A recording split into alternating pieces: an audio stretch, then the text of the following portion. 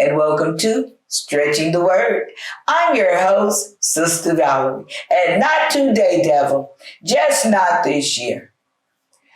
We as human beings, sometimes we have a problem with just running our mouths too much. Sometimes we just talk too much for our own good. You know, you might have a problem or issue or a decision to make, and you just tell this person and you tell that person, and before you know it, you got a whole bunch of opinions in your ears. But you didn't need a whole bunch of opinions in your ears because you already had your own opinion in your ear. And you didn't know what to do about your own opinion. But now you got everybody else's opinion. Well, I would do this and I would do that. And I would make this decision and I would do this and you should do that. And now you have all of this stuff in your ears, in your mind, in your spirit. So now you really don't know what to do. Hearing is a sense that has been given to us. And we don't necessarily have to hear man's opinion about everything that's going on in our lives. Sometimes just ask God. Oh, we never thought about that. Now I got to hear what my friend gonna say, my mama gonna say, my sister gonna say, my kids gonna say. And then we're more confused than we was before. Well, we just could have simply asked God. Grab pencil and paper. I'm gonna talk about a couple of scriptures today, but I'm not necessarily gonna read it all. So grab just something to jot down. And I'm going to start off with James 1:19. Because like I said, we have been given the sense of hearing. And this is what the Bible has to say. I'm going to read the New Living Translation of James 1:19. It says, "Understand this, my dear sisters and brothers. You must all be quick to listen. You must all be quick to listen, slow to speak, and slow to anger." So, listen. But who are we going to listen to? Yes, if you believe that there is a person in your life that is capable of giving you godly advice, then listen to that particular person. But if you just going around seeking opinions, you don't need to be listening to everybody's opinion.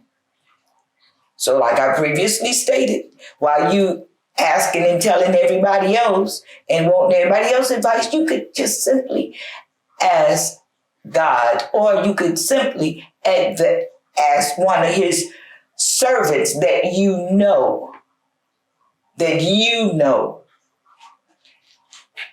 will have a spiritual ear that can give you an answer. Also, in 1 Kings, the 19th chapter, and you can start at verse 11 through 13. We all know the story of Elijah. We all know how he got scared and he ran from Jezebel. And then we know that he went to Mount Oreb. And there he was hiding in the cave. And God came. Thank God he still had an ear that he could hear God. And had not been totally just overtaken with fear. But he had gotten scared and ran. So there he was. And he was in the cave. And God spoke to him. So like I said, he had gotten away from the multitude and, so he was kind of in a place now where he could hear from God because he didn't have all of this other interaction around him. So there he was. So God spoke to him and he heard the voice of God. But then he, being a human being, was looking for a dramatic thing from God. And sometimes we do. God can show up any way he wants to show up. But we always, expect it dramatic. So, the mountains quaked and, but that was not what God wanted him to hear. Yes, the mountains was quaking and everything was going on. And he said, oh, this is an answer. But it wasn't an answer from God. So then the fire came and he said, yeah, this is how God gonna do it. No, that wasn't the answer either. What am I saying? I'm saying a lot of times we want to hear in a dramatic fashion. We want God to do something dramatically, and he can do that. But then, the third time, God came in a still small voice to Elijah. And Elijah knew that that was the answer from God. We can't just hear something, bam, and take off running. Oh yeah, God gave me the answer. Because that's what we're expecting. No, we still have to quiet ourselves and make sure that the answer is from God. Now, I want you to go also to, let's see, that was 1 Kings 19 chapter, where we talked about Elijah. Now I want you to go to 2 Samuel chapter 5, and you can start at the 24th verse. Now, I'm going to show you the contrast. Remember I told you Elijah, he got a little scared and he ran, because it was so much going around him and he had to get away so he could hear God. He had to get away. Now, here in 2 Samuel, we're going to talk, and he faced the enemy head on. David, he faced the enemy head on. And so you can start at 2 Samuel. Let's see, I want to go to the 24th verse, but you can really start at verse 17 if you want to. But I'll just bring you up to date.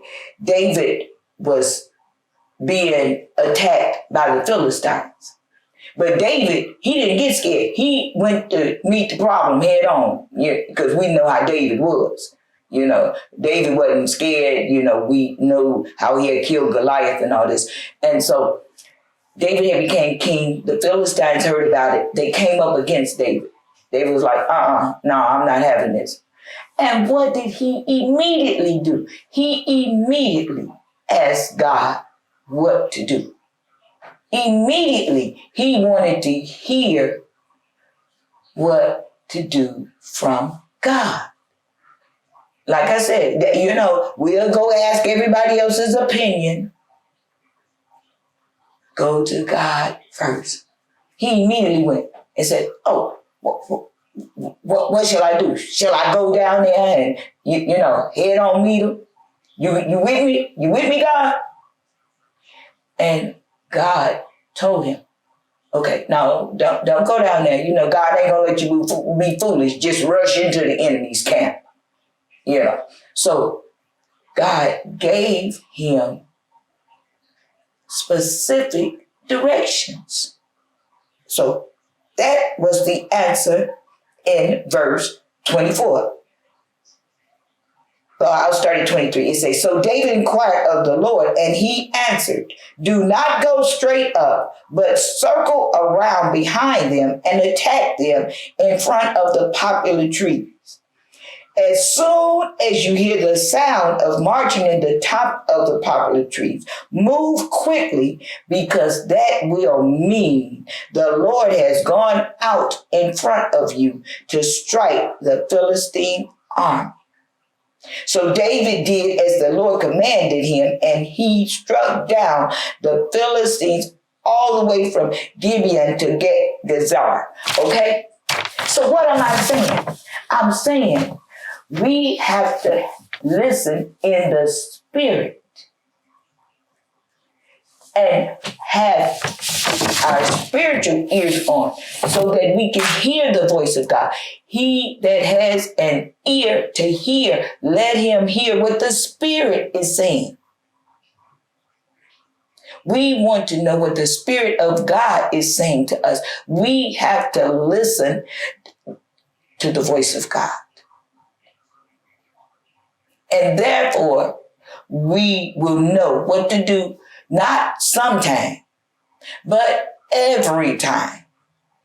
Because God doesn't make mistakes. He don't say, oops, I'm sorry.